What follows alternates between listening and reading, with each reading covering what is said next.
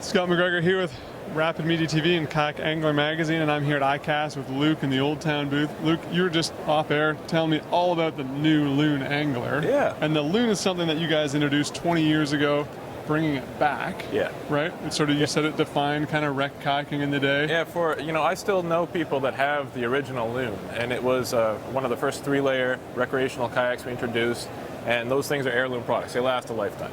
And we really wanted to bring the Loon back. There's a lot of excitement behind the original Loon, and so we approached it with an all-new hull design. Bob McDonough and the R&D team went to work on this and developed a really nice paddling boat that is designed to fit paddlers, and we wrapped it all around this ACS2 seat that we introduced last year. All right, well, let's talk about the seat. Okay.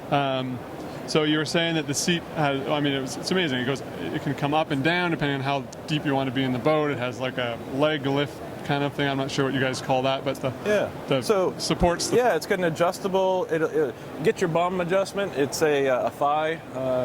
So if you are more comfortable with your legs a little bit raised, you can raise it up. If you want to stretch your legs out, it's easy to lower back down. But really, we were aiming for the perfect fit for the paddler with this boat. So you can actually adjust the base height of the seat and keep it at the right height for you. So if you're a smaller paddler, you can raise that seat up. If you're a bigger guy, you can lower it down so you get more leg room. You can actually adjust the back of the seat so you get the lumbar support will raise and lower. And then there's thumb loops to actually slide that forward. And we know people like to adjust their seat while they're on the water, depending on how long they've been, if they want to stretch their back out. So it's really easy to adjust the seat pan up and down just by raising and lowering that handle, or by sliding the lumbar support forward and backward. And overall, the padding on this is perforated. The seat pan itself, the plastic underneath, is actually perforated. Right. So it's very breathable, quick drying, very comfortable. All right. Okay, let's move up to the front of the cockpit. Okay. So you have like a working... You get back here. Don't you walk away out of the camera. So this is a prototype, obviously. It's labeled here, but you have a work deck. Yeah, absolutely. So, with the goal of fit being one thing, the goal of a feature was another. And we wanted this to be a feature-rich sporting kayak. And in that, we wanted them to have customization, but also be able to remove that if they didn't want to utilize it. Because sometimes you like to put a skirt on, maybe if you're going in colder weather. So we have a removable work deck here that actually just locks in position with a turn of 2 little switches.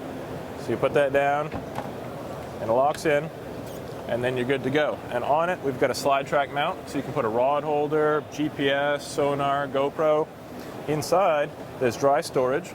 It can actually put a juice pack in here, or any battery you want. There's actually a USB port.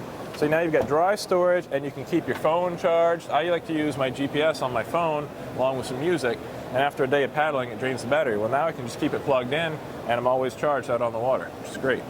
A few accessory trays, and underneath there'll be a water bottle mount. I wondered how long it was going to take for somebody to start doing USB mounts on a kayak. Everybody's connected on the water, whether it's camera, music, or phone, and the ability to stay charged is great. Yep. It's a simple thing, but boy, it makes a world of difference. All right, so there's some fancy deck rigging on the bow. You got a hatch in the stern, a couple recessed rod holders. Yeah. So I'm looking at the Angler edition. There's a version below this, or not below it, but so this is the 106, 10.5 feet. Okay. We have a 126, which is 12.5 feet. Okay.